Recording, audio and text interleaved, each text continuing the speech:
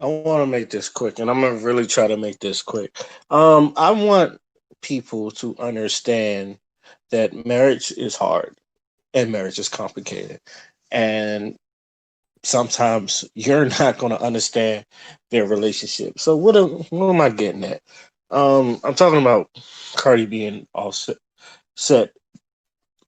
Excuse me. I'm talking about Cardi B and Offset's relationship.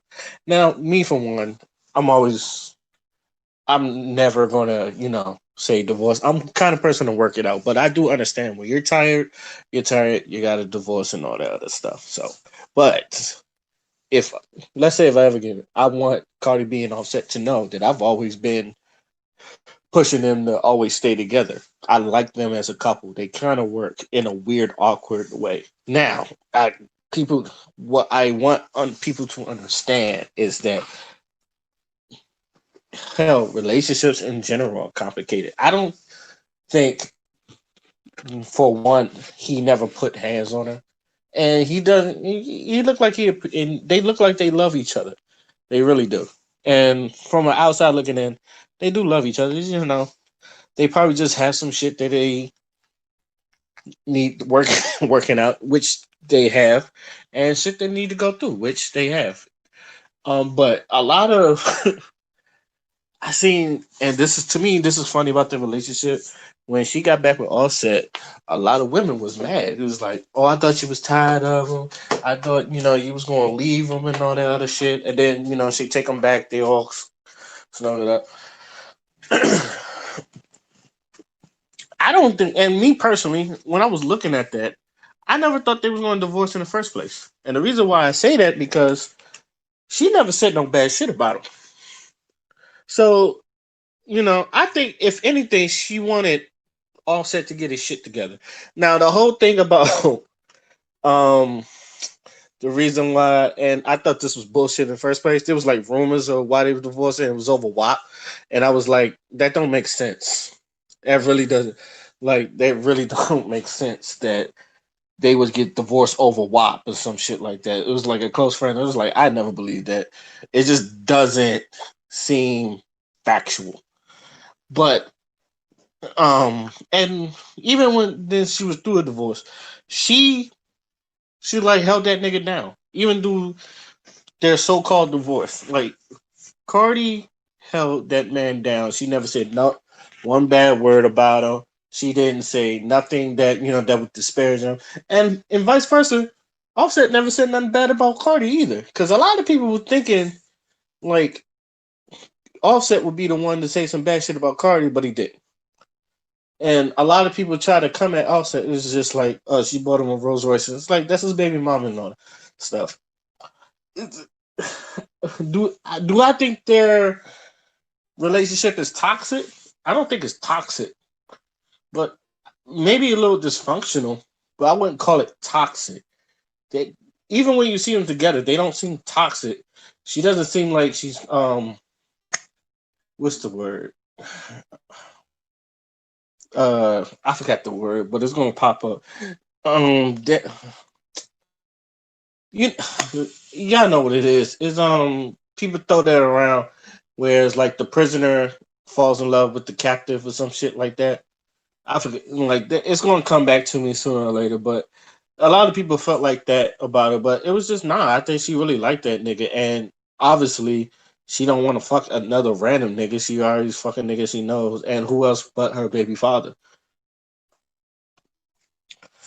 So it's like? What do you get from that? I feel like I sitting here making excuses for him, but at the same time, it's just that's how complicated love is. It's like at one point you love him, at one point you hate him, at one point you don't want to see him again, and at one point you just want to be next to him. And like Cardi said, she a crazy. It's like I'm a crazy bitch. And she explained it herself. The whole thing, and my thing was, a lot of people they wanted to blame Offset.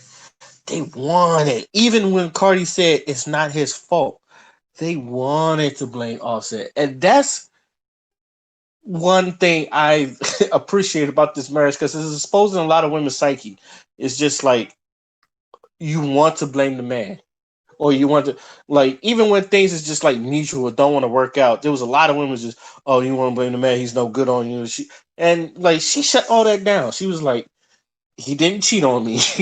He didn't abuse me. He didn't do nothing to me. It's just, she just one day she fell in love, and then the next day she just they're back cuddling again. I hate to tell you women, but that's what love is.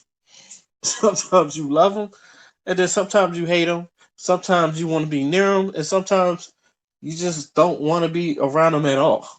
That's love. It's like partial. Like when they tell you love, it said through. Y'all gotta remember the vows.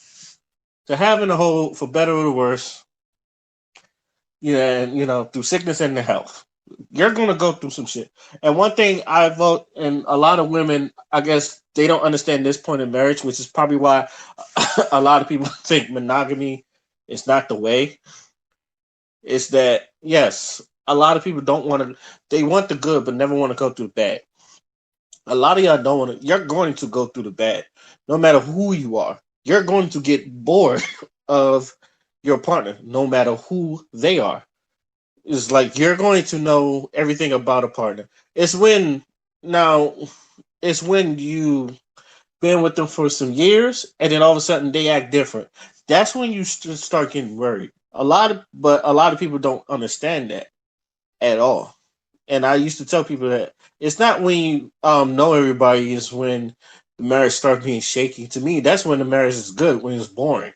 I've always believed that when the marriage is boring, that's when the marriage is good because you know everything about that person. It's when you excuse me. It's when you've been with a person and then they start acting different.